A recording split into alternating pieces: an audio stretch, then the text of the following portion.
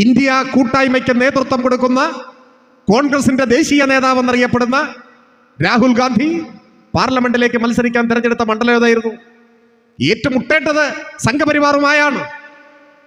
നരേന്ദ്രമോദി നേതൃത്വം കൊടുക്കുന്ന BJPയുമായി നേർക്കുനേർ ഏറ്റുമുട്ടുന്നതിന് നേതൃത്വം കൊടുക്കേണ്ട നേതാവ് BJPക്ക് കെട്ടിവെച്ച കാശ് കിട്ടാത്ത ഒരു മണ്ഡലം തേടി 2000 കിലോമീറ്റർ യാത്ര ചെയ്ത് വയനാട്ടിൽ വന്ന് മത്സരിച്ചു. നിങ്ങൾ ആലോചിച്ചു, യുദ്ധഭൂമിയിൽ നിന്ന് പടനായകൻ പിന്തിരിഞ്ഞോടി.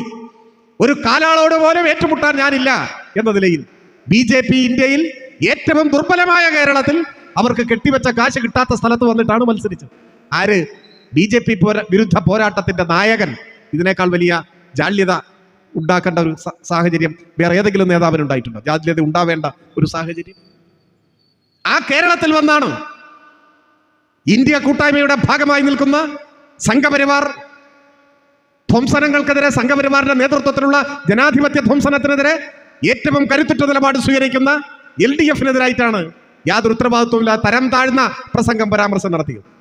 പക്ഷേ ആ പ്രസംഗം കേട്ടൊന്നും ഇടതുപക്ഷത്തിന്റെ പ്രഖ്യാപിതമായ നിലപാടിൽ നിന്ന് നമ്മൾ പുറകോട്ട് പോവില്ല. നാം ഇന്ത്യ കൂട്ടായ്മയുടെ ഭാഗമായി നിന്ന് തന്നെ ഇന്ത്യയിലെ വർഗീയ വെല്ലുവിളിക്കെതിരെ, വർഗീയ ഭീഷണിക്കെതിരെ നിലപാട് സ്വീകരിക്കും. എന്നാൽ എല്ലാവരും അങ്ങനെ ആയിക്കൊള്ളുന്നില്ല. അതാണിപ്പോൾ ബംഗാളിൽ നിന്ന് കേൾക്കുന്നത്. ഇതേ നിലവാരമില്ലായ്മ ബംഗാളിൽ പോയി കാണിച്ചു. അവിടെ ബംഗാളിലെ തെരഞ്ഞെടുപ്പ് പ്രചരണത്തിന്റെ ഭാഗമായി കേരളത്തിൽ നടത്തിയതുപോലെ തരം താഴ്ന്നതും ഉത്തരവാദിത്വമില്ലാത്തതുമായ പ്രസംഗം നടത്തിയതിന്റെ ഭാഗമായി കഴിഞ്ഞ ദിവസം ഇന്ത്യ കൂട്ടായ്മയുടെ യോഗം ചേർന്നപ്പോൾ ഇപ്പൊ പാർലമെന്റിൽ വളരെ പ്രത്യേകതയാർന്ന ഒരു ബില്ല് ചർച്ച ചെയ്യുകയാണ്.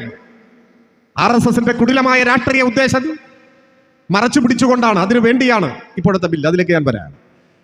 അപ്പൊ അതിനെതിരെ പ്രതിപക്ഷമാകെ ഒന്നടങ്കം ഒറ്റക്കെട്ടായി RSSനെ തുറന്നു കാണിക്കാൻ വേണ്ടി കൈകോർക്കേണ്ട സമയമാണ്. പക്ഷെ ഇന്ത്യ കൂട്ടായ്മയുടെ യോഗത്തിൽ പങ്കെടുത്ത തൃണമൂൽ കോൺഗ്രസിന്റെ പ്രതിനിധി പറഞ്ഞു, ഞങ്ങളുടെ MP മാരൊന്നും വോട്ട് ചെയ്യാൻ വരാൻ ഉദ്ദേശിക്കുന്നില്ല. എന്താണ് കാരണം?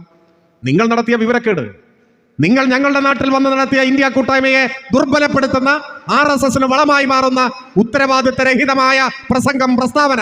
അതുകൊണ്ട് ഞങ്ങളിപ്പോൾ വോട്ട് ചെയ്യാൻ വരുന്നില്ല എന്ന നിലപാട് തൃണമൂൽ കോൺഗ്രസ് സ്വീകരിക്കുകയാണ്.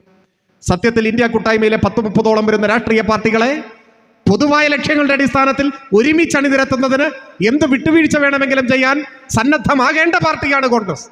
അവർക്കാണല്ലോ നേതൃസ്ഥാനം. അതിനു പകരം ഇന്ത്യ കൂട്ടായ്മയെ ദുർബലപ്പെടുത്തുന്നു.